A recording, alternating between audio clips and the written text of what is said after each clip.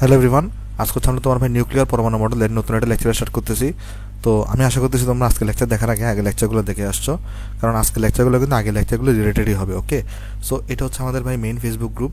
তুমি যদি এখানে জয়েন দেওয়া না থাকো তাহলে তুমি এখানে জয়েন দিতে পারো। আমরা হচ্ছে গত ক্লাসে দেখো তেজস্ক্রিয় ক্ষয়ের সূত্র পড়তেছিলাম। আমরা তোমায় গত ক্লাসে বলে আসছিলাম যে তেজস্ক্রিয় ক্ষয়ের টোটাল 3টা সূত্র ছিল ভাই। এর মধ্যে আমরা প্রথম 2টা নিয়ে ডিসকাশন করে ফেলছি। আজকে হচ্ছে আমরা 3 নাম্বারটা নিয়ে ডিসকাশন করবো। তো আমাদের 3 নাম্বারটা হচ্ছে সবচেয়ে আমাদের জন্য ইম্পর্টেন্ট। ওকে, তাহলে চলো আমরা প্রথমে তাহলে ডিসকাশন করা স্টার্ট করি আমাদের তেজস্ক্রিয় ক্ষয়ের তৃতীয় সূত্রটা।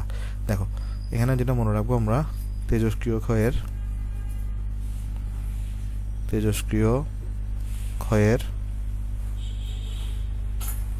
তৃতীয় সূত্রের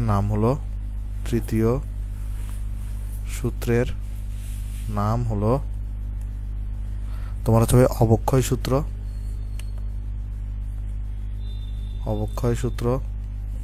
বা এটাকে আমরা কেউ কেউ তোমার হচ্ছে ভাই সূচকীয় সূত্রও বলি, বা এটা কেউ কেউ রূপান্তর সূত্রও বলে।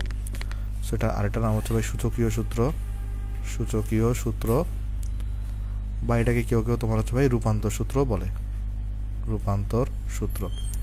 আমরা হচ্ছে তাহলে এই সূত্রটা নিয়ে আজকে ডিসকাশন করবো। ওকে, তাহলে আমরা তাহলে আমাদের চলো হেডলাইন দিই। আমরা তাহলে প্রথমে আজকে ডিসকাশন করবো আমাদের এই তেজস্ক্রিয় ক্ষয়ের তৃতীয় সূত্রটা নিয়ে, অর্থাৎ তেজস্ক্রিয় ক্ষয়ের অবক্ষয় সূত্র বা সূচকীয় সূত্র বা রূপান্তর সূত্র নিয়ে। তাহলে আমরা আজকে ডিসকাশন করবো তেজস্ক্রিয়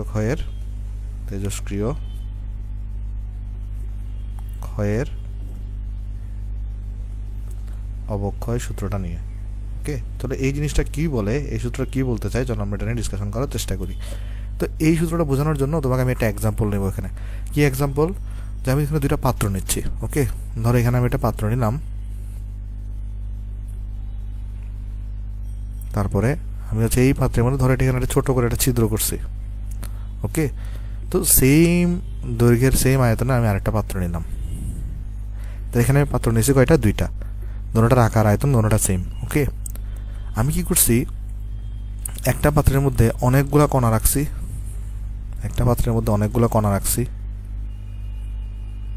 ওকে, তাহলে এই পাত্রটার মধ্যে আমি অনেকগুলো তোমার এখানে ভাই কণা রাখছি,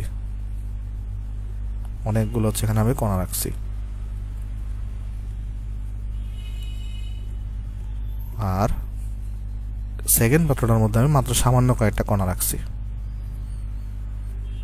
ওকে, তাহলে ভাই একটু লক্ষ্য করে দেখো, ফার্স্ট পাত্রটার মধ্যে আমি হচ্ছে যে অনেকগুলো কণা রাখছি, আর সেকেন্ড যে পাত্রটা আছে আমাদের এখানে ভাই, সেকেন্ড পাত্রটার মধ্যে আমি কণার সংখ্যা কি রাখছি, খুবই কম রাখছি। তাহলে এখানে তোমরা আমাকে বলতে পারবা কোন পাত্রে তাহলে ধাক্কাধাক্কি বেশি হবে? ধাক্কাধাক্কি কিন্তু বেশি হবে প্রথম পাত্রে। কেন? যেহেতু প্রথম পাত্রে কণার সংখ্যা অনেক বেশি, তাই প্রথম পাত্রে ধাক্কাধাক্কি অনেক বেশি, তাই প্রথম পাত্রের কণাগুলোর ভাঙনও হবে বেশি। তার মানে এখানে ধাক্কাধাক্কি বেশি হবে, এবং এখানে কী হবে বলতো, এখানে তোমার ভাঙনের হারটাও অধিক হবে। ভাঙনের হার মানে কি, ধাক্কাধাক্কি করে ভেঙে যাবে আর কি, বুঝছো? তাহলে ভাঙনের হার অধিক হবে। কেন ভাই? কারণ এখানে যেহেতু কণার সংখ্যা বেশি, তাহলে ধাক্কাধাক্কিটাও কিন্তু এখানে বেশি হবে। আচ্ছা, আবার এখানে দেখো, এখানে এগুলোকে আমরা বলি অক্ষেত কণা, মানে এগুলো এখনো ভাঙে নাই, এগুলো ধাক্কাধাক্কি করার পরে ভাঙবে। তাহলে এখানে অক্ষেত কণার সংখ্যা অনেক বেশি, তাই এখানে ভাঙনের হারটা অনেক বেশি হবে। এখানে দেখো অক্ষত কণার সংখ্যা কি বলতো, কম, তাহলে এখানে ধাক্কাধাক্কিটা খুব কম হবে, তাহলে এখানে ভাঙনের হারটা কিন্তু কম হবে। তাহলে এখানে আমরা বলতে পারি এখানে হচ্ছে আমাদের ভাই ভাঙনের হার কম হবে। ওকে, আচ্ছা, তাহলে একটা জিনিস দেখো, এই ভাঙনের হারটাকে আমরা dN/dt দিয়ে প্রকাশ করি। ভাঙনের হারটাকে আমরা কি দিয়ে প্রকাশ করি ভাই? dN/dt দিয়ে। তাহলে ভাঙনের হারটাকে আমরা কি দিয়ে প্রকাশ করি? dN/dt দিয়ে প্রকাশ করি। আর এই যে কোনো একটা মুহূর্তে এখানে যতগুলো কণা বেঁচে আছে, অর্থাৎ এগুলো এখনো ভাঙে নাই, অক্ষত অবস্থায় আছে, এদেরকে আমরা বলি অক্ষত কণার সংখ্যা, যেটাকে আমরা বড় হাতের N দিয়ে প্রকাশ করি। তাহলে এই কণা যেগুলো আছে, এগুলোকে আমরা বলি তোমার অক্ষত কণা, আর অক্ষত কণার সংখ্যাকে আমরা বড় হাতের N দিয়ে প্রকাশ করি। তাহলে বড় হাতের N জিনিসটা কি? অক্ষত কণার সংখ্যা। মানে অক্ষত কণা মানে কি, এরা এখনো ভাঙে নাই, এরা এখনো অবশিষ্ট আছে। ওকে, মানে এরা এখনো সঠিক অবস্থায় আছে। আর তাহলে বড় হাতের N দ্বারা আমি কি বোঝাচ্ছি ভাই? অক্ষত কণার সংখ্যা। আর এখানে dN/dt দ্বারা আমি কি বোঝাচ্ছি ভাই? ভাঙনের হার। টি সময়ে ভাঙনের হার বোঝাচ্ছি। ওকে, টি সময়ে কি বোঝাচ্ছি বলো তো, ভাঙনের হার। আর ধরো এন দ্বারা বোঝাচ্ছে টি সময়ে অক্ষত কণার সংখ্যা, সময়টা অ্যাড করে দিই চলো এখানে। তাহলে এন বড় হাতের এন দ্বারা কি বোঝাচ্ছে, টি সময়ে অক্ষত কণার সংখ্যা। তাহলে চলো জিনিসটা আমরা বোঝার চেষ্টা করি। এখানে আমরা বড় হাতের এন দ্বারা বোঝাচ্ছি যে টি সময়ে অক্ষত কণার সংখ্যা, আমরা এখানে ডিএন বাই ডিটি দ্বারা বোঝাচ্ছি টি সময়ে ভাঙনের হার। একটা জিনিস দেখো, এখানে কিন্তু অক্ষত কণার সংখ্যা অনেক বেশি, এখানে কিন্তু এনের ভ্যালুটা অনেক বেশি, তাই এখানে ধাক্কি হবে বেশি, তাই এখানে ভাঙনের হারটাও অধিক হবে। কিন্তু এখানে দেখো, এখানে অক্ষত কণার সংখ্যা কিন্তু অনেক কম, মানে প্রায় অক্ষত কণা নাই বললেই চলে, 4-5টা আছে খালি, তাই এতে ধাক্কি হবে কম, তাহলে এখানে ভাঙনের হারটাও কী হবে, কম হবে। তাহলে আমরা এটা বলতে পারি কিনা দেখো, যে তোমার এখানে যে যদি আমার অক্ষত কণার সংখ্যা বাড়ে, যদি আমার অক্ষত কণার সংখ্যা বেশি থাকে, তাহলে কিন্তু আমার ভাঙনের হারটা বেশি হবে। আবার যদি আমার অক্ষত কণার সংখ্যাটা কম থাকে, তাহলে আমার সেই ক্ষেত্রে ভাঙনের হারটা আমার এখানে কমে যাবে। ওকে, জিনিসটা লক্ষ্য করে দেখো, এখানে অক্ষত কণার সংখ্যা বেশি, তাই এখানে ভাঙনের হারটা হবে তোমার বেশি। এখানে অক্ষত কণার সংখ্যাটা কম, তাই এখানে ভাঙনের হারটা এখানে হবে কম। ওকে, আচ্ছা ভাই, ভাঙনের হার এটা কিভাবে আসছে এটা তো আমি বুঝি নেই, চলো আমি তোমাকে বোঝাচ্ছি। দেখো, তো সাপোজ ধরো তোমার এখানে, আমি এখানে বলতেছি যে ধরো খুব অল্প সময় ডেল্টা টি, সাপোজ আমি বললাম তোমাকে, সাপোজ ধরো ডেল্টা টি সময়ে আমরা সবাই কি জানি, তেজস্ক্রিয় পদার্থ যারা থাকে তারা কি হয়, তেজস্ক্রিয় পদার্থগুলা ক্রমাগত তেজস্ক্রিয় রশ্মি নির্গত করতে থাকে, এর ফলে ওই তেজস্ক্রিয় পদার্থটা কিন্তু কণাগুলা কিন্তু ভাঙতে থাকে। ওকে, তো ওইটাকে আমরা বলি তেজস্ক্রিয় ভাঙন। তো আমি ধরে নিচ্ছি ডেল্টা টি সময়ে তোমার তেজস্ক্রিয় কণা ভাঙে,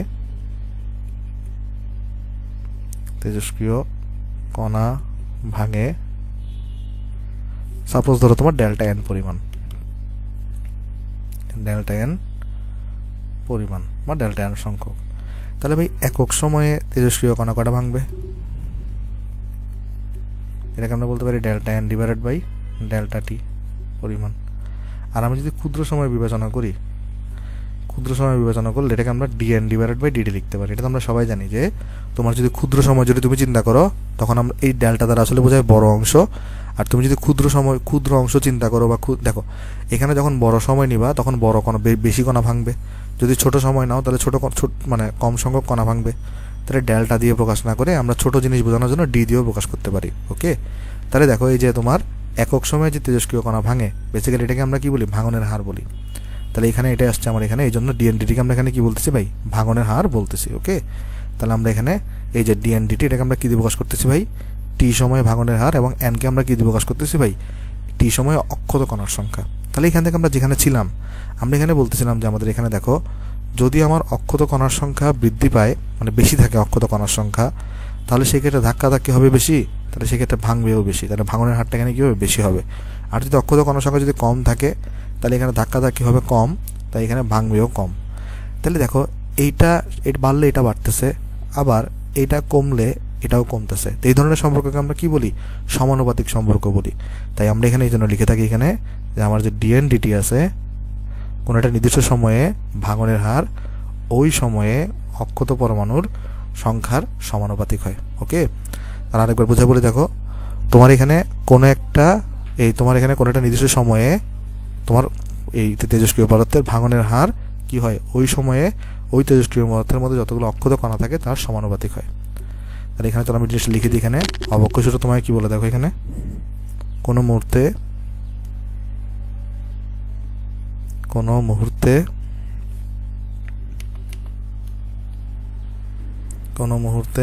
তেজস্ক্রিয় পরমাণুর ভাঙনের হার, তেজস্ক্রিয় পরমাণুর ভাঙনের হার ওই মুহূর্তে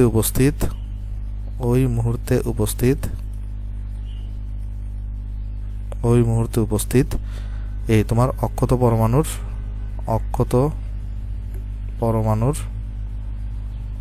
সংখ্যার সমানুপাতিক।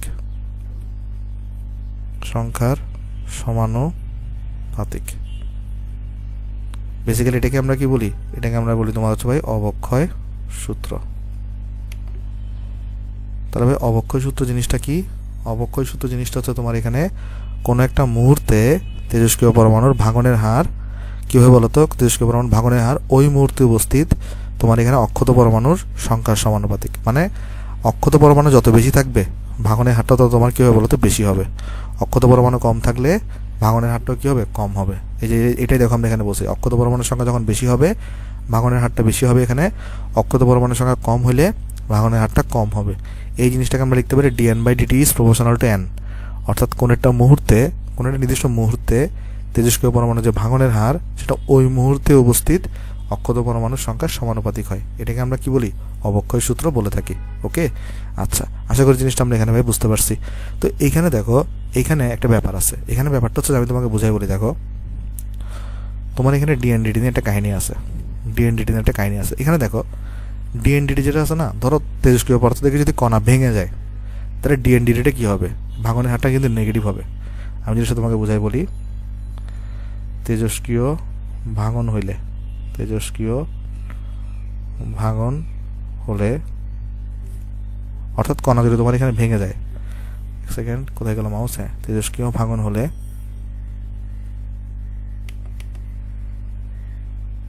সেই ক্ষেত্রে আমার dn/dt এটা কিন্তু নেগেটিভ হবে।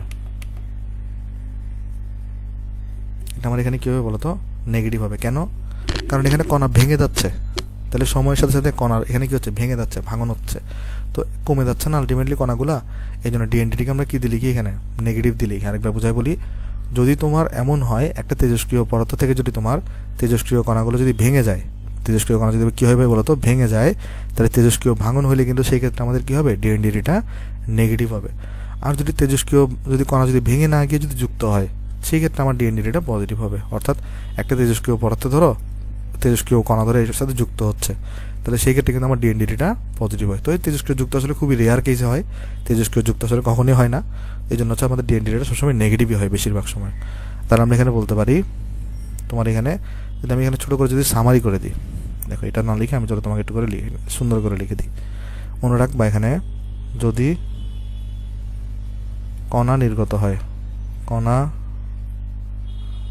নির্গত বা যেটাকে আমরা বলি ভাঙন হয় সেই ক্ষেত্রে আমাদের ভাই dn/dt কি হবে, dn/dt আমাদের এই ক্ষেত্রে ভাই নেগেটিভ হবে। ওকে, আর যদি কণা যুক্ত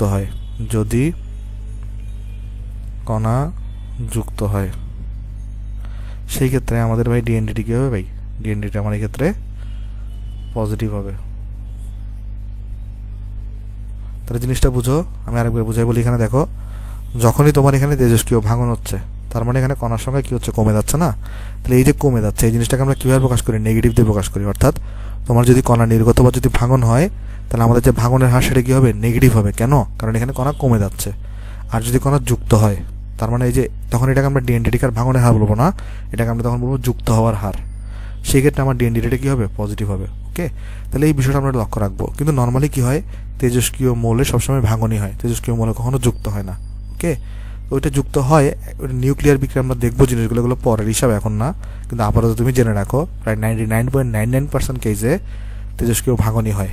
তাই অলওয়েজ মনে রাখবে এখানে যদি কণা নির্গত বা ভাঙন হয় সেক্ষেত্রে এটাকে আমরা বলবো তেজস্ক্রিয় ভাঙনের হার, আর এটা কী হবে, নেগেটিভ হবে যদি নির্গত বা ভাঙন হয়। আর যদি কণা যুক্ত হয় সেটাকে আমরা বলবো তেজস্ক্রিয় যুক্ত হওয়ার হার, সেক্ষেত্রে এটা পজিটিভ হবে। তার মানে আমরা জাস্ট ছোটো করে আমরা সিম্বল এখানে লাইন মনে রাখবো, যদি কণা নির্গত বা ভাঙন হয় সেক্ষেত্রে আমাদের dn/dt নেগেটিভ হয়, আর যদি কণা যুক্ত হয় সেক্ষেত্রে আমাদের ভাই পজিটিভ হবে। ওকে, আশা করি জিনিসটা আমরা এখানে সবাই বুঝতে পারছি।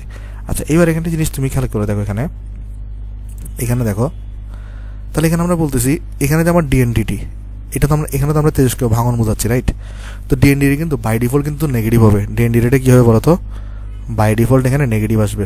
dn/dt তোমার এখানে বাই ডিফল্ট এখানে নেগেটিভ আসবে। কেন? কারণ dn/dt দ্বারা এখানে আমি তেজস্ক্রিয় ভাঙন বোঝাচ্ছি। আমরা একটু আগে বলে আসছি এখানে তোমার কণার সংখ্যা যখন বেশি হবে, অক্ষত কণার সংখ্যা যখন বেশি হবে তখন ভাঙনের হার বেশি হবে, আর অক্ষত কণার সংখ্যা যখন কম হবে তখন ভাঙনের হার কম হবে। এই জন্য ভাঙনের হারটাকে আমরা তোমার এখানে অক্ষত কণার সমানুপাতিক বলতে পারি। তাহলে এটা তারা তো ভাঙনের হার বোঝাচ্ছে। ভাঙনের হার মানে কি, কণা নির্গত হবে বা ভেঙে যাবে। তাহলে এটা dn/dt এখানে কী হবে, নেগেটিভ হবে। কিন্তু n যেটা আছে অক্ষত কণার সংখ্যা কখনো নেগেটিভ হইতে পারে, নেগেটিভ হইতে পারে না। তাহলে এটাকে তো পজিটিভ বানাইতে হবে। এটাকে পজিটিভ বানানোর জন্য কী করতে হবে, সিম্পল এখানে একটা নেগেটিভ দিয়ে দিতে হবে। দেখো জিনিসটা বুঝতেছো কিনা, আরেকবার বুঝাই বলি। আসো দেখো তোমার এখানে এই dn/dt দ্বারা কী বোঝাচ্ছে বলো তো, ভাঙনের হার বোঝাচ্ছে। তো ভাঙনের হার মানে কি, ভাঙন ভেঙে যাচ্ছে, জিনিসটা তো নেগেটিভ হবে, রাইট? তাহলে কিন্তু এটা তো এন দ্বারা তো অক্ষত কণার সংখ্যা বোঝাচ্ছে, তাহলে এন কিন্তু একটা অক্ষত কণার সংখ্যা কিন্তু কখনো নেগেটিভ হতে পারে না। তুমি কখনো শুনছো যে -10টা অক্ষত কণার সংখ্যা আছে? না, অক্ষত কণার সংখ্যা 10টা হইতে পারে, 10টা হইতে পারে, 20টা হইতে পারে অক্ষত কণা। তাহলে কণার সংখ্যা কিন্তু কখনো নেগেটিভ হতে পারে না। তাহলে এটা তো বাই ডিফল্ট নেগেটিভ হবে। তাহলে কণার সংখ্যাটাকে পজিটিভ বানাইতে হবে না? তাহলে এই নেগেটিভ থাকলে এইটাকে কীভাবে পজিটিভ বানাবা? তখন এখানে একটা নেগেটিভ দিয়ে দাও, তাহলে নেগেটিভ কাটা গিয়ে এখানে তোমার আছে ভাই এটা আলটিমেটলি এনটা পজিটিভ থাকবে। তার মানে এই যে অবক্ষয় সূত্রটা আসলে মূল বক্তব্যটা কি, এই যে dn/dt যেটা আছে ইজ প্রপোর্শনাল টু কি হয়? -n হয়। ভাই এখানে -n কেন দিছো? -n দিছো হচ্ছে যে ওই nটাকে পজিটিভ করার জন্য। ওকে, তাহলে মেনলি এটাই হচ্ছে আমার সূত্রের মূল বক্তব্য, যে dn/dt মানে কত বলতো? -n। আরেকবার ক্লিয়ার করে আসো, এখানে dn/dt দ্বারা কি বোঝাচ্ছে? ভাঙনের হার বোঝাচ্ছে। তো আমরা সবাই জানি ভাঙনের হার মানে কি? ভাঙনের হার মানে কমে যাচ্ছে, নির্গত হচ্ছে, তাহলে এটা কী হবে? নেগেটিভ হবে, রাইট? তাহলে এখন ভাঙনের হার যেহেতু নেগেটিভ হয়, কিন্তু অক্ষত কণার সংখ্যা তো এখানে অলওয়েজ পজিটিভ বানাইতে হবে। তাই এটাকে ওই অক্ষত কণার সংখ্যা আমরা পজিটিভ বানানোর জন্য আমরা কী দিয়েছি? আগে একটা নেগেটিভ দিয়ে দিয়েছি। কেন? কারণ নেগেটিভের আগে পজিটিভ থাকবে। এই জন্য আমাদের এখানে অবক্ষয় সূত্রর তোমাকে যদি সংজ্ঞা লিখতে বলে, তাহলে অবক্ষয় সূত্রের ডেফিনেশন হচ্ছে এটা, আর অবক্ষয় সূত্রের গাণিতিক প্রকাশ হচ্ছে এটা। তাহলে এটা হচ্ছে অবক্ষয় সূত্রের সংজ্ঞা, এটা হচ্ছে অবক্ষয় সূত্রের গাণিতিক প্রকাশ। ওকে, আশা করি জিনিসটা আমরা এখানে বুঝতে পারছি। তাহলে চলো এটাকে আমরা একটু করে অ্যানালাইসিস করি। আসো আমরা এখানে অ্যানালাইসিস করি এটাকে একটু করে। দেখো, তাহলে এখানে আমরা কী পাইছি? তোমার যে dn/dt is proportional to -n পাইছি। চলো এখানে আমরা dn/dtটাকে নিয়ে আমরা একটা আলোচনা করার চেষ্টা করি। দেখো এখানে আমরা n এর পরিচয়টা কি লিখছি, বা dn/dt পরিচয়টা কি লিখছি? n এর পরিচয়টা হচ্ছে যে t সময়ে অক্ষত পরমাণুর সংখ্যা, অক্ষত পরমাণুর সংখ্যা। n এর পরিচয় হচ্ছে কি তোমার? t সময়ে অক্ষত পরমাণুর সংখ্যা। dn/dt পরিচয়টা কি? ওই t সময়ে ভাঙনের হার। বা এটার সিগনিফিকেন্সটা কোথায়, বা এটার ইম্পর্টেন্সটা কোথায়, আমি তোমাকে চলো বোঝাচ্ছি। দেখো, তোমাকে যদি বলে যে প্রারম্ভিক ভাঙনের হার কত, তোমাকে যদি বলে প্রারম্ভিক ভাঙনের হার মানে একদম শুরুর ভাঙনের হার, প্রারম্ভিক ভাঙনের হার, ওকে, তোমাকে যদি বলে যে প্রারম্ভিক ভাঙনের হার, সেই ক্ষেত্রে এটা যদি তোমার dn/dt বসাও, এখানে প্রারম্ভিক ভাঙনের her is proportional to -n0 বসাইতে হবে। যেখানে n0 দ্বারা আমরা এখানে কি বোঝাচ্ছি? n0 দ্বারা বোঝাচ্ছি আমরা প্রারম্ভিক অবস্থায় অক্ষত কণার সংখ্যা। n0 মানে কি বলতো? শুরুতে বা প্রারম্ভিক অবস্থায় অক্ষত কণার সংখ্যা, চলো ভাই এটা আমি ক্লিয়ার করি, এটা খুবই ইম্পর্টেন্ট একটা জিনিস ভাই। দেখো, এটা তোমরা অনেকে হয়তো রাসায়নিক পরিবর্তন পড়ে আসছো, তারা এটাকে খুব ভালোভাবে এটাকে মানে তারা হচ্ছে যে রিলেট করতে পারবে এই জিনিসটাকে। আমি তোমাদেরকে রাসায়নিক পরিবর্তনের লেকচার 8-এর দিকে মনে হয় ওই বিক্রিয়ার ক্রম পড়াইছি। এই তেজস্ক্রিয় ভাঙন কিন্তু আমরা কি বলে আসছিলাম? প্রথম ক্রম বিক্রিয়া। তাহলে প্রথম ক্রম বিক্রিয়ার যে সূত্রগুলো ছিল সেগুলো কিন্তু তেজস্ক্রিয়তা কিন্তু সেই সূত্রগুলোকে মেনে চলে। সো ওগুলো না পড়লেও সমস্যা নেই, আমি এখানে পড়াই দিব, না পড়লেও সমস্যা নেই, কিন্তু পড়লে তুমি জিনিসটা আরও ভালো আন্ডারস্ট্যান্ডিং হবে তোমার। ওকে, আচ্ছা, তাহলে এখানে দেখো, এখানে আমরা যেমনটা বলতেছিলাম, তুমি যখন এখানে dn/dt is proportional to -n লিখছো, তাহলে এই n দ্বারা যদি t সময়ে অক্ষত পরমাণু সংখ্যা হয়, এই dn/dt দ্বারা কিন্তু বোঝাবে ওই সময়েই ভাঙনের হার। অর্থাৎ তোমাকে যদি বলে প্রারম্ভিক ভাঙনের হার বের করো, তখন তুমি যখন dn/dt যখন প্রারম্ভিক ভাঙনের হার বোঝাবা, তখন এই n কিন্তু তোমাকে প্রারম্ভিক অক্ষত কণার সংখ্যায় নিতে হবে। তোমাকে যদি বলে 5 মিনিট পর ভাঙনের হার, 5 মিনিট পর ভাঙনের হার, তুমি যখন এখানে 5 মিনিট পর ভাঙনের হার dn/dt বের করবা, এটা ইজ প্রপোর্শনাল টু কিন্তু -n। এই nটা কিন্তু 5 মিনিট পরে অক্ষত কণার সংখ্যা বোঝাবে, অক্ষত কণার সংখ্যা বোঝাবে। তোমাকে যদি বলে 2 মিনিট পর ভাঙনের হার কত, তাহলে তোমার dn/dt যেটা ইজ প্রপোর্শনাল টু -n, ওই n দ্বারা কিন্তু 2 মিনিট পরে অক্ষত কণার সংখ্যা বোঝাবে। তার মানে মূল কথা হচ্ছে ভাই, এইটা যেই সময়ের ভাঙনের হার জিজ্ঞেস করবে, এইটা হচ্ছে ঠিক সেই সময়ে অক্ষত কণার সংখ্যা। তাহলে আমি যদি সূত্রটাকে এখানে সামারি করি, এই যে dn/dt is proportional to -n, actually এইটা ইহা যে সময়ে ভাঙনের হার এটি দ্বারা সেই সময়ের অক্ষত পরমাণুর সংখ্যা বোঝায়। অক্ষত কণা বা পরমাণু বলে যাই বলো, অক্ষত কণার সংখ্যা বোঝায়। তাহলে দেখো জিনিসটা আমরা এখানে কি লিখছি, এখানে যে ডিএনডিটি is proportional to minus N, এটা দ্বারা বোঝাচ্ছি এই ডিএনডিটি ইহা যে সময়ের ভাঙনের হার এইটা দ্বারা, মানে এখান থেকে এনে গেছি আমরা এই এন দ্বারা, তখন এটি দ্বারা সেই সময়ের অক্ষত কণার সংখ্যা বোঝায়। অর্থাৎ তোমাকে যদি বলে যে 10 মিনিট পর ভাঙনের হার বের করো, তাহলে এই এনকে তুমি 5 মিনিট এটা নিলে হবে না। তোমাকে যদি বলে 10 মিনিট পর ভাঙনের হার কত হবে, তখন এই এনের জায়গায় কিন্তু তুমি 5 মিনিট পরে অক্ষত কণার সংখ্যা বললে হবে না। 10 মিনিট পর ভাঙনের হার জিজ্ঞেস করলে 10 মিনিট পরের অক্ষত কণার সংখ্যাটাকে নিতে হবে। ওকে, আশা করি জিনিসটা আমরা এখানে ক্লিয়ার করতে পারছি ভাই। তাহলে আমরা তো ম্যাথ দেখবো, ম্যাথ দেখলে আমাদের একটা কনসেপ্ট আরও ক্লিয়ার হবে। এতটুকু আশা করি তোমরা বুঝতে পারছো। তাহলে তখন আমরা একটু এক স্টেপ আগে যাই। দেখো এক স্টেপ আগে মানে কি, আমরা তাহলে এখানে পাইলাম যে আমাদের এখানে ডিএনডিটি is proportional to minus N. আচ্ছা, এখন আমি যদি সমানুপাতিক চিহ্নকে যদি দূরাই দিই, আমার একটা ধ্রুবক আনতে হবে না? তাহলে দেখো আমি যদি সমানুপাতিক চিহ্নকে যদি দূরাই দিই, তাহলে ভাই ডিএনডিটি ইকুয়ালটা আমরা পাবো মাইনাস এই ল্যামডা ইন্টু এন। দেখো এখানে কিন্তু একটা ধ্রুবক ছিল, রাইট? এই যে আমরা এখানে সমানুপাতিক চিহ্ন গুটাই দিয়ে ইকুয়াল আনসারটা এবং একটা কি আনসার বলো, ধ্রুবক আনসার। এই মাইনাসটা আগে থেকে ছিল, এই মাইনাস দ্বারা আসলে অ্যাকচুয়ালি কি বোঝাচ্ছে, ভাঙন, এটা যে ভাঙতেছে এটা বোঝাচ্ছে। এই মাইনাসটা আমরা কেন দিই, ওই এনটাকে পজিটিভ বানানোর জন্য। কেন? কারণ ওই ডিএনডিটিতে তোমার নেগেটিভ আসবে, যেহেতু তারা ভাঙন বোঝাচ্ছে, আর ওই এনটাকে পজিটিভ বানানোর জন্য আমাদের আগে একটা নেগেটিভ দিতে হবে এখানে। কেমন? আশা করি জিনিসটা আমরা এখানে ভাই বুঝতে পারছি। আচ্ছা, এখানে আমরা কি করলাম ভাই, এখানে আমরা এই সমানুপাতিক চিহ্নটা গুটাই দিয়ে এখানে আমরা সমান চিহ্ন আনলাম এবং একটা ধ্রুবক আনলাম। এই যে ধ্রুবক যেটা আনছো ল্যামডা, এটাকে বলা হয় ক্ষয় ধ্রুবক বা অবক্ষয় ধ্রুবক। এই কি বলা হয়, এটাকে বলা হয় ক্ষয় ধ্রুবক বা অবক্ষয় ধ্রুবক। এটার অনেক ইম্পর্টেন্স আছে, আমরা একটু পরে ডিসকাশন করবো এটা নিয়ে। আগে চলো কিছু সূত্র প্রমাণ করি। তাহলে এখানে আমরা কি করলাম, ডিএনডিটি ইকুয়াল টু সমানুপাতিক মাইনাস এন, আর এখানে ডিএনডিটি মানে মাইনাস ল্যামডা ইন্টু এন পেলাম। এটা আমার জন্য একটা ইম্পর্টেন্ট সূত্র। কি, এটা আমার জন্য একটা ইম্পর্টেন্ট সূত্র, আমি পরে একসাথে অবশ্যই নোট করে দিব। আগে একটু জাস্ট আমরা এখানে আলোচনা করে যাই।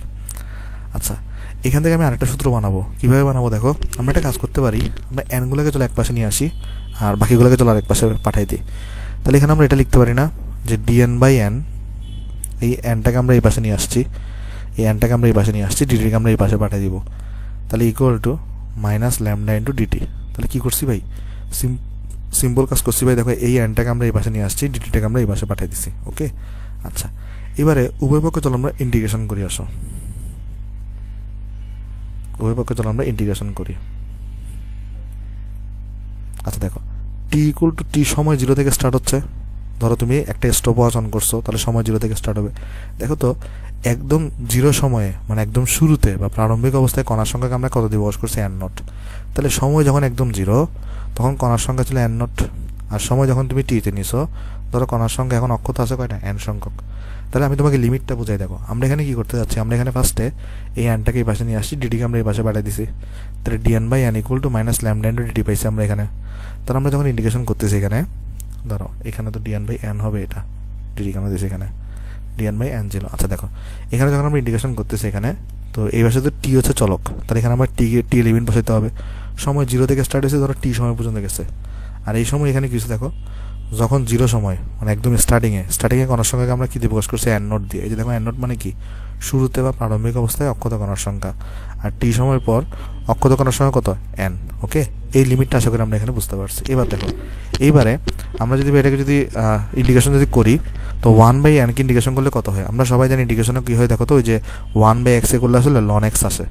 তো এখানে 1/n কে ইন্টিগ্রেশন করলে তোমার এখানে আসবে ln of n। 1/x K integration করলে ln x আসে, তো 1/n কে ইন্টিগ্রেশন করলে এখানে ln n আসবে। আর লিমিট এখানে n নট থেকে n, আর এখানে কত আসবে ভাই, মাইনাস ল্যামডাকে তুমি বাইরে নিয়ে আসো, এখানে আসবে তোমার টি, লিমিট আসবে 0 থেকে টি।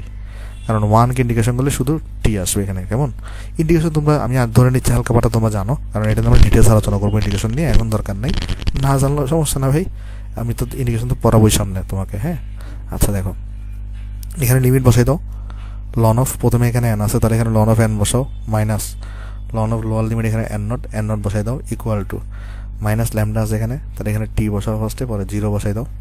তাহলে এখানে দেখো কত পাচ্ছে, এখানে ln of n minus ln of n not equal to আচ্ছা তুমি হচ্ছে এখানে মাইনাস ল্যামডা টি। ওকে, আশা করি আমরা এতটুকু এখানে বুঝতে পারছি। আচ্ছা, তাহলে দুইটা জিনিস এখানে বিয়োগফল আকারে আছে, তার আমি লনের ক্ষেত্রে বিয়োগফল আকারে থাকলে আমরা এটা কীভাবে লিখতে পারি, ভাগ আকারে লিখতে পারি। তার মানে এটাকে আমরা লিখতে পারি ln of n by n not equal to minus lambda into t.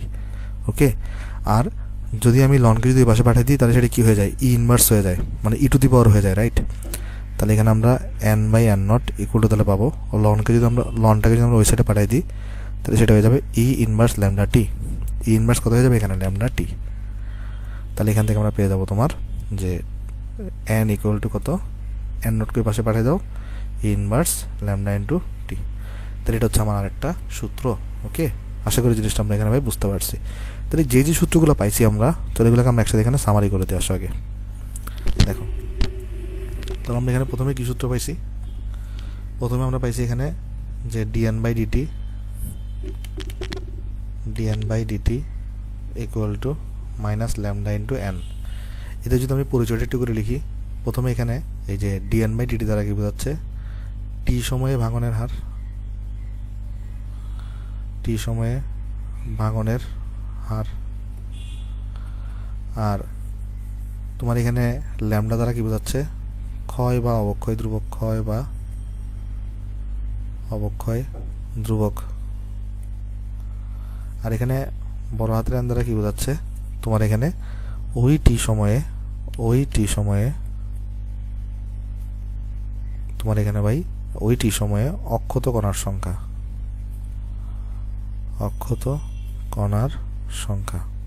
Okay, আর এখানে আমরা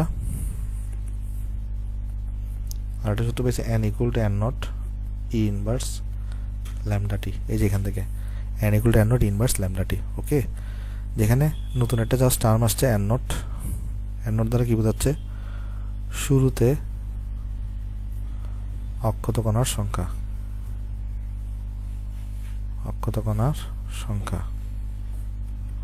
ওকে, আচ্ছা, অক্ষত মানে কি, যেটা এখনো ক্ষয়প্রাপ্ত হয় নাই। ওকে, আচ্ছা, এতটুকু তো আমরা এখানে বুঝতে পারছি। এইবার একটা জিনিস তুমি লক্ষ্য করে দেখো, এখানে তোমার একদম স্টার্টিংয়ে অক্ষত কণার সংখ্যা ছিল এন নট, আর টি সময়ে অক্ষত কণার সংখ্যা আছে এখানে এন। জিনিসটা বুঝো, একদম স্টার্টিংয়ে অক্ষত কণার সংখ্যা ছিল এন নট, আর টি সময় পরে অক্ষত কণার সংখ্যা আছে এন। তাহলে এখানে ভেঙে যাওয়া কণার সংখ্যা কয়টা হবে, তাহলে এখান থেকে আমরা আরেকটা সূত্র বের করতে পারি, ভেঙে যাওয়া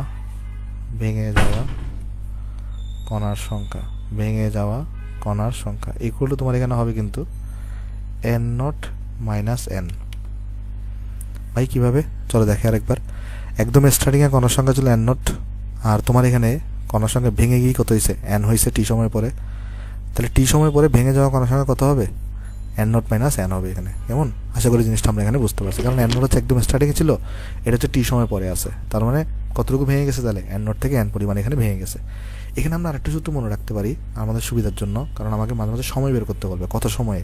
দেখো এখানে আমরা পাইছিলাম যে তোমার এখানে দেখো ln of n by n not equal to কিন্তু মাইনাস ল্যামডা টি পাইছিলাম। ওকে, আচ্ছা, এটা মনে রাখার দরকার নেই, আমরা ডাইরেক্ট বের করতে পারবো, মনে রাখার দরকার নেই, কারণ তুমি এক্সট্রা প্রেশার কেন নিবা, এক্সট্রা প্রেশার আসলে নেওয়ার দরকার নেই, মনে রাখার দরকার নেই এখানে। ওকে, তো চলো আমরা এটাকে আরেকটু করে এক স্টেপ আগাই, আমরা আসলে এক স্টেপ আরেকটু আগাই।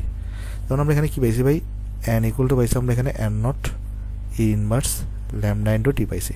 ওকে, আচ্ছা, এক স্টেপ কীভাবে আগাবো আমি তোমাকে বোঝাই বলে আসো। এখানে দেখো আমরা সবাই একটা সূত্র জানি, সেটা হচ্ছে কি, মোল সংখ্যা এটা আমরা অনেক জায়গায় পড়ে আসছি। এন ইকুয়াল টু হচ্ছে তোমার ভাই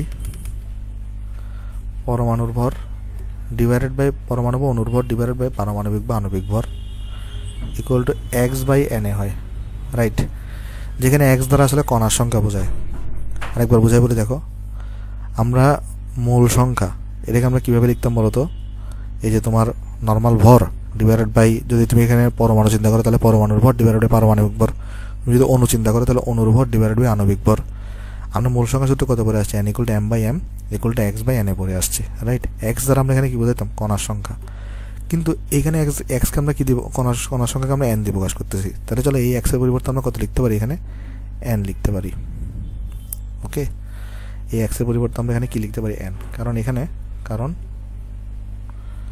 এখানে কণার সংখ্যা এক্সকে এন দিয়ে প্রকাশ করা হয়েছে, সরি বড় হাতের এন দিয়ে, এক্সকে বড় হাতের এন দিয়ে প্রকাশ করা হয়েছে। ওকে, প্রকাশ করা হয়েছে। আচ্ছা, এবার দেখো, তাহলে এখানে আমি এই এন এর, তাহলে এখানে আমরা পেলাম কি, এই m by m equal to n by n a. এখান থেকে কিছু জিনিস বোঝার আছে।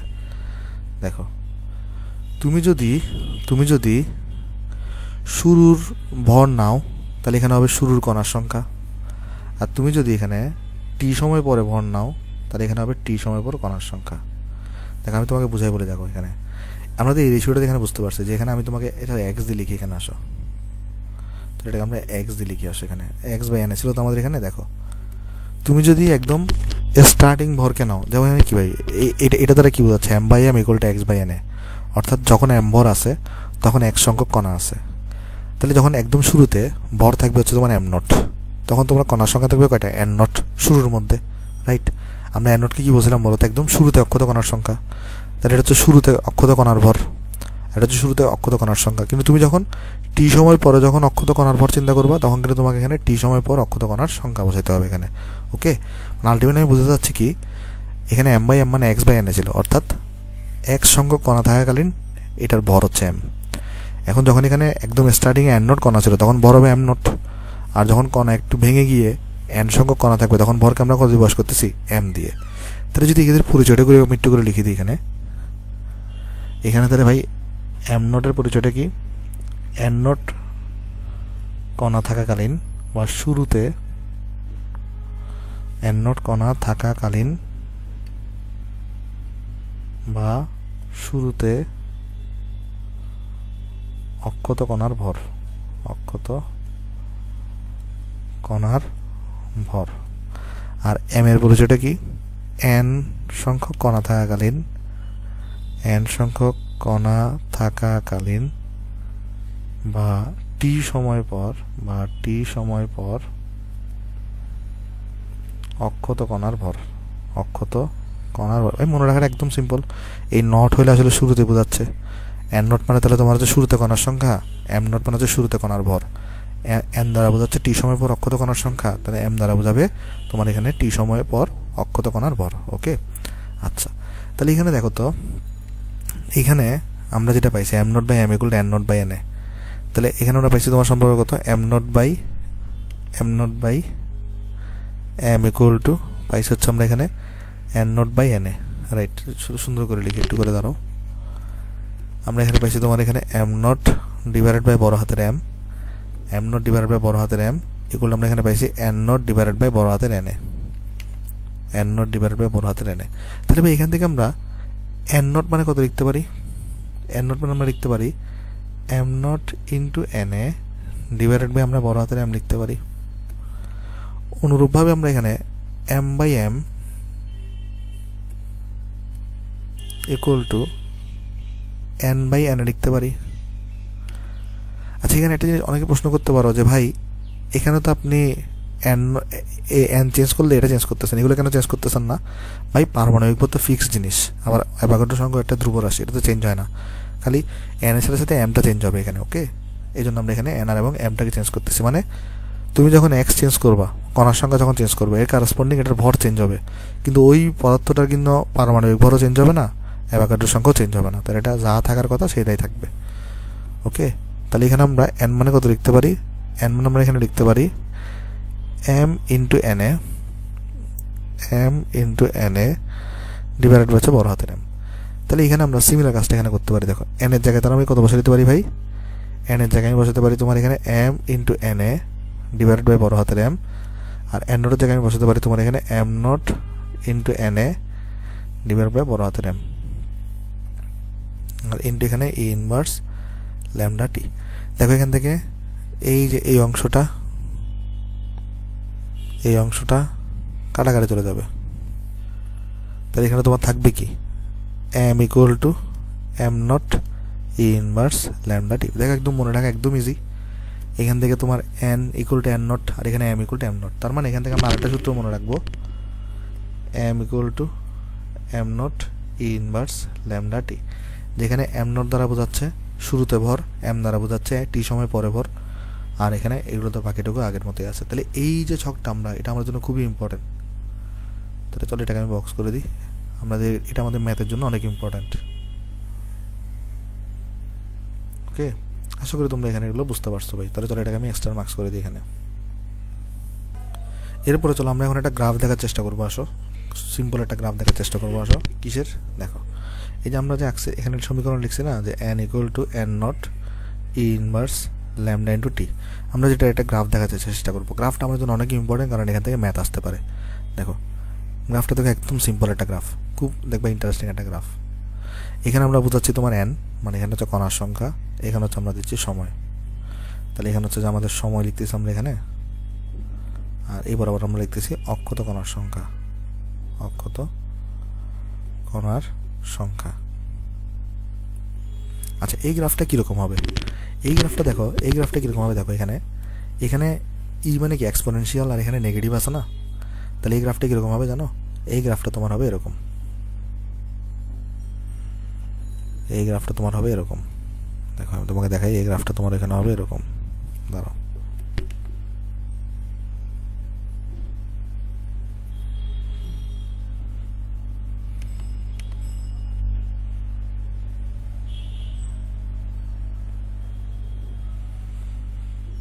এই গ্রাফটা তোমার এখানে হবে এরকম ভাই। আমি তোমাকে চলো বুঝাই বলি গ্রাফটা এরকম কেন হয়েছে। এখানে কি ই টু দি পাওয়ার মাইনাস আছে না ভাই, যদি কখনো ই টু দি পাওয়ার মাইনাস দেখো তাহলে দেখবা যেটা ক্রমাগতভাবে এভাবে করে জিরোর কাছাকাছি চলে যাবে। জিরো কিন্তু কখনো হবে না, কিন্তু জিরোর কাছাকাছি চলে যাবে। ওকে, তো চলো আমি জিনিসটা চলো এখানে গ্রাফটা এরকম কেন হয়েছে আমরা বোঝার চেষ্টা করি। একটা জিনিস দেখো, এই যে এই পয়েন্টটাতে টি কত, এই পয়েন্টের জন্য টি কিন্তু জিরো।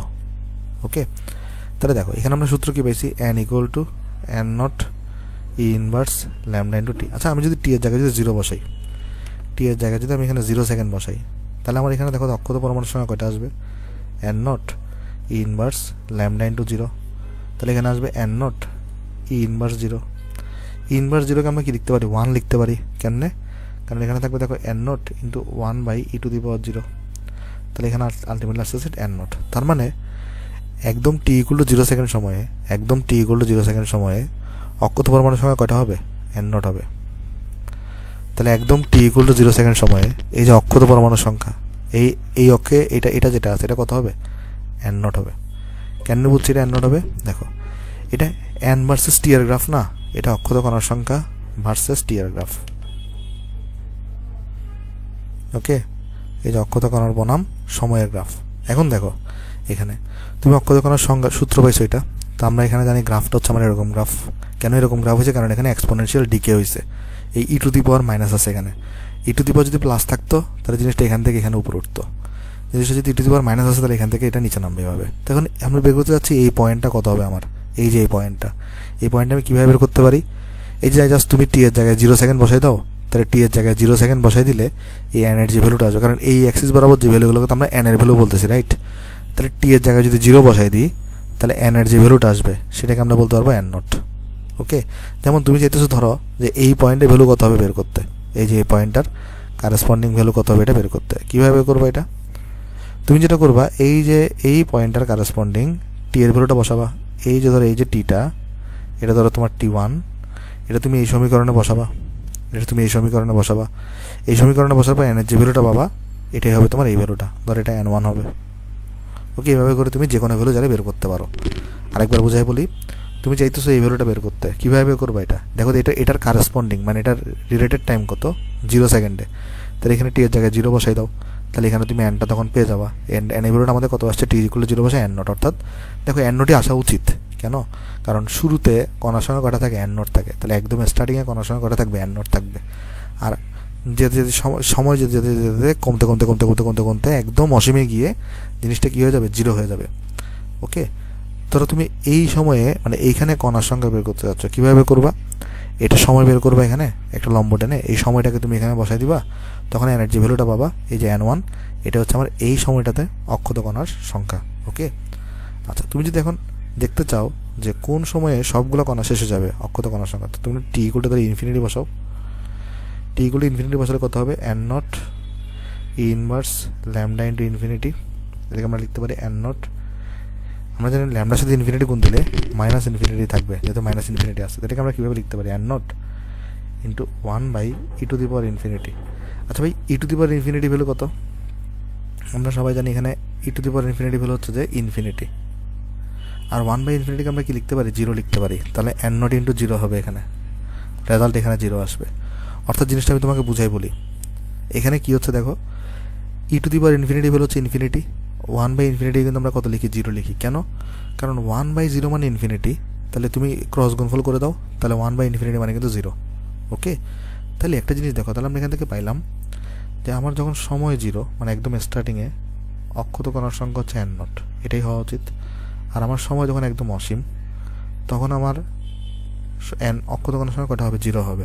অর্থাৎ আমি তাহলে এটা বলতে পারি যে এই জন্যই কী হয়, তেজস্ক্রিয় পদার্থগুলো কখনো একদম 0 হয়ে যায় না, কারণ সময় অসীম মানে এটাকে তুমি ডিফাইন করতে পারবা না, কিছু না কিছু কণা থাকবেই এর মধ্যে, এটা অসীম সময় পর্যন্ত চলতে থাকবে। তার মানে আমি এখানে এটা বলতে পারি যে তেজস্ক্রিয় কণা মানে তেজস্ক্রিয় মৌলগুলা, তোমার তেজস্ক্রিয় মৌলের সকল কণা ভাঙার জন্য তোমার তেজস্ক্রিয় পদার্থের সময় অসীম সময় লাগবে। ওকে, তাহলে আমরা এখানে লিখতে পারি যে সকল কণা ভাঙার জন্য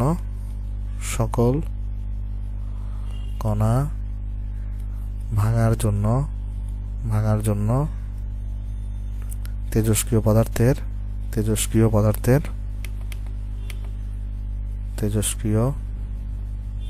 পদার্থের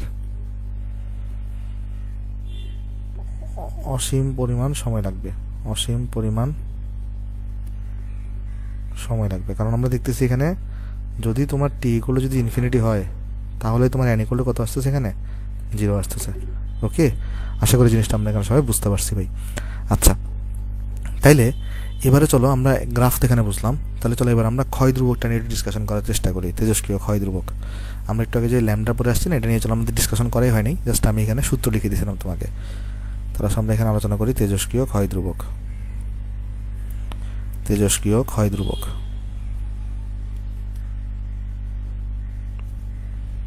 এটাকে আমরা ল্যামডা দিয়ে প্রকাশ করছি। আশা করি তোমরা এই গ্রাফটা এখানে ভাই বুঝতে পারছো।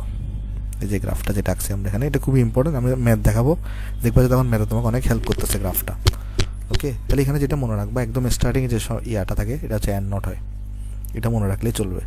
আচ্ছা, তেজস্ক্রিয় ক্ষয় ধ্রুবক, এখানে আমরা কি দেখছিলাম যে dn/dt এগুলো তুমি এখানে কত লিখছিলা, মাইনাস ল্যামডা ইন্টু n লিখছিলা। ওকে, তাহলে এখানে এই মাইনাসের আসলে কাজ নাই, মাইনাসটা আসলে আমি তো বলছিলাম তোমাকে মাইনাসটা আসলে কেন ব্যবহৃত হচ্ছে বলো তো, মাইনাসটা আসলে ব্যবহৃত হচ্ছে অ্যাকচুয়ালি এই এনটাকে পজিটিভ করার জন্য, আর এই অ্যাকচুয়ালি মাইনাস দ্বারা কি বোঝায়, এখানে যে ভাঙন হচ্ছে সেটা বোঝায়। তো তুমি যখন ল্যামডাকে সংজ্ঞায়িত করবা তখন তোমাকে মাইনাসটা না দিলেও চলবে, কেন, কারণ এখানে আমরা বলতে পারি যে নেগেটিভ দ্বারা শুধুমাত্র ভাঙনের হারটাই বোঝাচ্ছে, মানে এখানে যে ভাঙতেছে সেটাই বোঝাচ্ছে, নেগেটিভ দ্বারা শুধুমাত্র ভাঙনের ব্যাপারটাই বোঝানো হচ্ছে, শুধুমাত্র ভাঙনের ব্যাপারকেই বোঝানো হচ্ছে। সো আমরা যখন তোমার তাহলে এই যে ল্যামডাকে যখন ব্যাখ্যা করব তাহলে তোমার নেগেটিভটা দেওয়ার দরকার নেই, কারণ আমরা তো জানি নেগেটিভ দ্বারা আসলে অ্যাকচুয়ালি কী বোঝায়। তাহলে dn/dt মানে তোমরা জানি মাইনাস ল্যামডা ইন্টু n, আমি নেগেটিভ ছাড়া লিখছি। ওকে, আচ্ছা এবার দেখো এখানে, এবার আমরা যদি ল্যামডার যদি সূত্র লিখতে চাই ল্যামডা, তাহলে ল্যামডা মান আমরা কত লিখতে পারি, এখানে ল্যামডা মান আমরা এখানে লিখতে পারি যে তোমার এখানে দেখো এই 1/n তুমি এই সাইডে নিয়ে আসো, তোমার এখানে থাকবে dn/dt। ওকে, 1/n আর এখানে কত থাকতেছে, dn/dt থাকতেছে।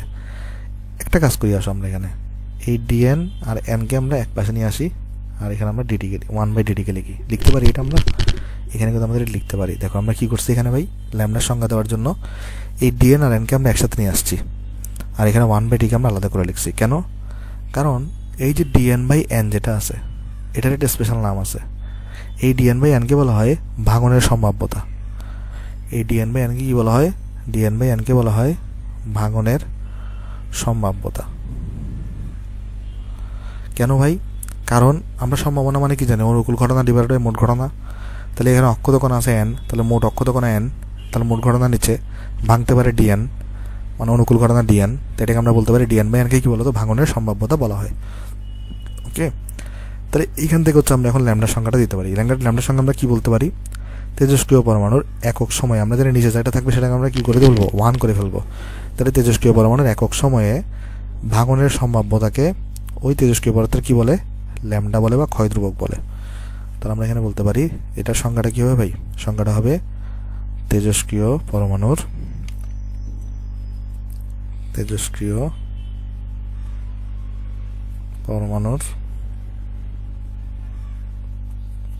একক সময়ে তোমার এখানে হচ্ছে ভাই তেজস্ক্রিয় পরমাণুর একক সময়ে ভাঙনের সম্ভাব্যতাকে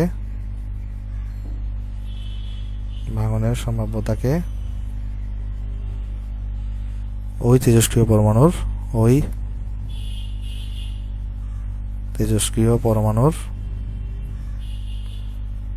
কি বলে ভাই, ক্ষয় ধ্রুবক বলে।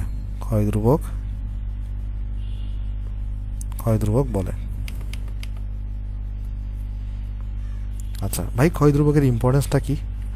ইম্পর্টেন্সটা হচ্ছে যে ক্ষয় ধ্রুবক যত বড় হবে তেজস্ক্রিয় পদার্থের ভাঙনের সম্ভাব্যতাও তত বেশি হবে। কেমনে দেখো, আমি তোমাকে বুঝাই। দেখো, তাহলে আমরা একটু আগে মাত্র আমরা সূত্র পেলাম কি, ল্যামডা ইকুয়াল টু এই যে dn by n into 1 by dt। তাহলে দেখো তোমার ক্ষয় ধ্রুবক যত বড় হবে, দেখো ক্ষয় ধ্রুবকটা যত বড় হবে, ল্যামডা যত বড় হবে, এটাও কিন্তু তত বড় হবে, মানে ভাঙনের সম্ভাব্যতা। তার মানে যদি ক্ষয় ধ্রুবক বেশি হয় এটা মানে হচ্ছে যে সেটা এই তেজস্ক্রিয় পদার্থটা তাড়াতাড়ি ভাঙবে, তার কারণ তার ভাঙনের সম্ভাব্যতা অনেক বেশি।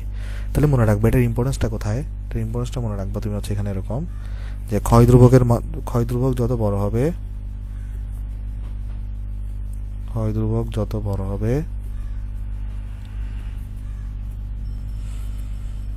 ওই তেজস্ক্রিয়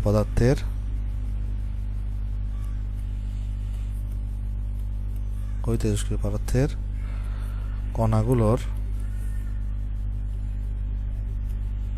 ভাঙনের সম্ভাব্যতা তত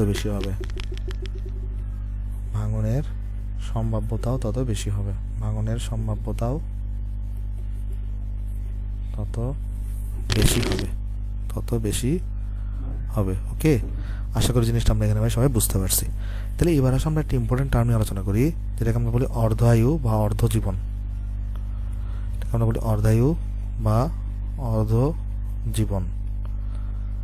এটাকে আমরা বলি হাফ লাইফ। আচ্ছা ভাই, অর্ধায়ু জিনিসটা কি? অর্ধায়ু জিনিসটা হচ্ছে যে ধরো কোনো একটা নির্দিষ্ট সময়ে তোমার হচ্ছে যত সংখ্যক কণা থাকে তার ঠিক অর্ধেক পরিমাণ ভাঙতে যে সময় লাগে তাকে আমরা বলি তোমার এখানে ওই পদার্থের অর্ধায়ু বলি। তাহলে আমরা এখানে বলতে পারি কোনো তেজস্ক্রিয় অর্ধায়ু কাকে বলে, আমি বোঝাচ্ছি তোমাকে। কোনো তেজস্ক্রিয়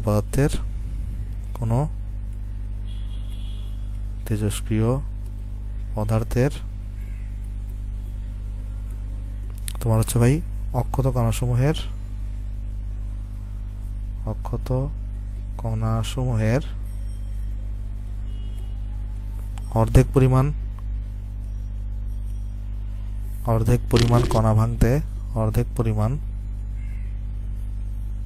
কণা ভাঙতে যে সময় প্রয়োজন তাকে ওই পদার্থের অর্ধায়ু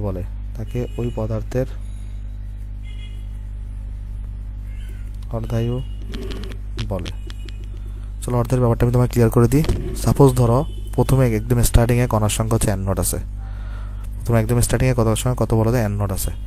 তাহলে এই n0 থেকে তুমি যখন n0/2 তে কনভার্ট করবা, মানে অর্ধেক পরিমাণ এখানে ভেঙে ফেলছো, তাহলে আমি বুঝাই বলি তোমাকে, একদম স্টার্টিংয়ে কণার সংখ্যা কত ছিল, n0 ছিল।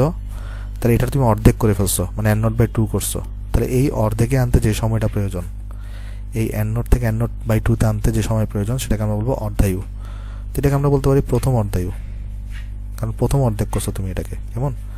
আর দেখো এখানে n0/2 হয়েছে না, এইটারও যদি তুমি অর্ধেক করে ফেলো, অর্থাৎ n0/2 এর অর্ধেক মানে কত, n0/4।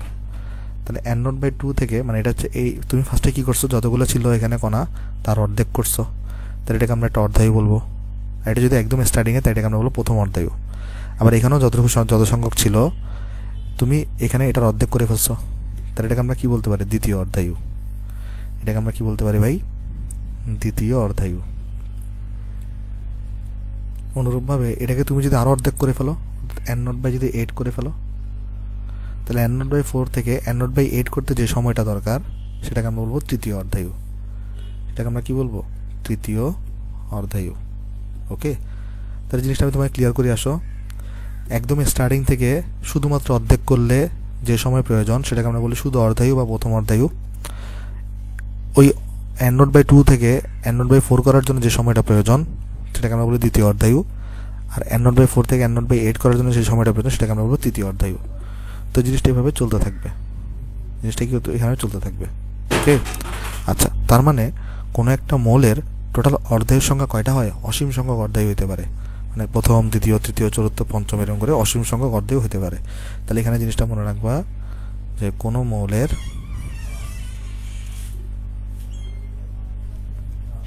অসীম সংখ্যক অর্ধায়ু হতে পারে। কোন একটা মৌলের অসীম সংখ্যক কি হতে পারে ভাই? অর্ধায়ু হতে পারে। যেমন এই জিনিসটা আরও চলবে, মানে n0/80 থেকে n0/16 হবে।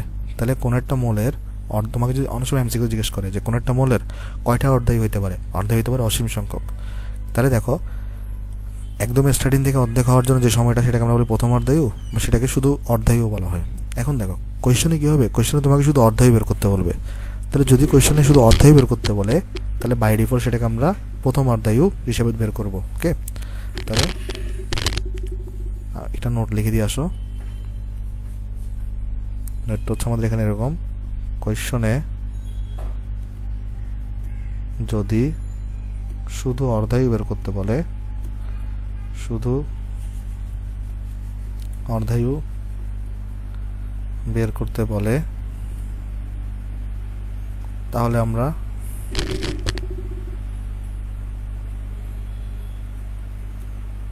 বাই ডিফল্ট প্রথম অর্ধায়ু বের করব। প্রথম অর্ধায়ু, যেটাকে আমরা t½ দিয়ে প্রকাশ করে থাকি, বের করব। ওকে, তাহলে চলো আমি তোমাকে জিনিসটা আরেকবার ক্লিয়ার করি। দেখো দেখো প্রথম অর্ধায়ু মানে কি? এই যে প্রথমে যত সংখ্যক ছিল তার অর্ধেক করে ফেলা। দ্বিতীয় অর্ধায়ু মানে কি? ওই অর্ধেকটাকে আরও অর্ধেক করা। তৃতীয় অর্ধায়ু মানে ওই অর্ধেকটাকে আরও অর্ধেক করা। কিন্তু তোমাকে যদি কখনো কোশ্চেনে শুধু অর্ধায়ু বের করতে বলে, তোমাকে কণার সংখ্যা বলে দিল, তোমাকে শুধু অর্ধায়ু বের করতে বসে, তাহলে তুমি বুঝে নিবা বাই ডিফল্ট তোমাকে আসলে কী বের করতে বসে? প্রথম অর্ধায়ু বের করতে বসে। ওকে, তাহলে যদি কোশ্চেনে কিছু বলা না থাকে, শুধু অর্ধায়ু বের করতে বলে, তাহলে আমরা বুঝে নিব আমাকে কী বের করতে বলা হয়েছে? শুধু প্রথম অর্ধায়ু বের করতে বলা হয়েছে। ওকে, আশা করি জিনিসটা আমরা এখানে ভাই বুঝতে পারছি। কিন্তু তোমাকে যদি জিজ্ঞেস করে যে একটা মৌলের মধ্যে টোটাল অর্ধায়ুর সংখ্যা কয়টা হতে পারে? অসীম সংখ্যক অর্ধায়ু হতে পারে। কিন্তু আমাকে যদি অর্ধায়ু বের করতে বলে কোশ্চনে রিটার্ন অঙ্কে, তাহলে আমরা বাই ডিফল্ট কী বের করবো? প্রথম অর্ধায়ুটাই বের করবো। এগুলো নিয়ে আমরা ডিটেলস আলোচনা করবো নেক্সট দিন আরও। তো আজকে আসলে আমার তো সময় নেই, সময় থাকলে আমি আরও আলোচনা করতে পারতাম। তাহলে আমি সামারি করে দিই অর্ধের ব্যাপারে। অর্ধের আমি কিন্তু এখন ইকুয়েশন বের করিনি, অর্ধের ইকুয়েশন আমি নেক্সট ক্লাসে করবো। তাহলে আমি তোমাকে বলি কোনো একটা মৌলের অর্ধের সংখ্যা কয়টা হতে পারে? অসীম সংখ্যক। কিন্তু তোমাকে যদি বলে যে শুধু অর্ধায়ু বের করো, তাহলে আমরা প্রথম অর্ধায়ুটাই বের করবো। ওকে, প্রথম অর্ধায়ু জিনিসটা কি? প্রথম অর্ধায়ু হচ্ছে যে এই n0 থেকে n0/2 কনভার্ট হওয়ার জন্য যে সময়টা দরকার সেটাকে আমরা বলি প্রথম অর্ধায়ু। ওকে, আশা করি জিনিসটা আমরা বুঝতে পারছি। তার মানে বাই ডিফল্ট আমাকে যদি কিছু না বলে, শুধু অর্ধায়ু বের করতে বলে, তাহলে আমরা প্রথম অর্ধায়ু অর্থাৎ t½ বের করবো, অর্থাৎ n0 থেকে। তাহলে অর্ধায়ু মানে আসলে অ্যাকচুয়ালি কী বোঝায়? অর্ধায়ু বলতে আসলে বোঝায় এই n0 থেকে n0/2 কনভার্ট হওয়ার জন্য যে সময় দরকার সেটাকে। ওকে, আশা করি তোমরা জিনিসটা এখানে ভাই বুঝতে পারছো। তাহলে আজকে আসলে আমার তো সময় নেই, সময় থাকলে আমি আরও পড়াইতাম। আমরা নেক্সট ক্লাসে ম্যাথ করবো অনেকগুলো, আমাদের সব কনসেপ্ট ক্লিয়ার হয়ে যাবে আশা করি। আজকে ভিডিওটা ভালো লাগলে ভিডিওতে লাইক করতে পারো, তুমি ভিডিওটা তোমার সাথে শেয়ার করতে পারো, আর আমার ইউটিউব চ্যানেল নতুন ইউটিউব চ্যানেল সাবস্ক্রাইব করতে পারো। তাহলে সবাই ভালো থাকবেন ভাই। আসসালামু আলাইকুম।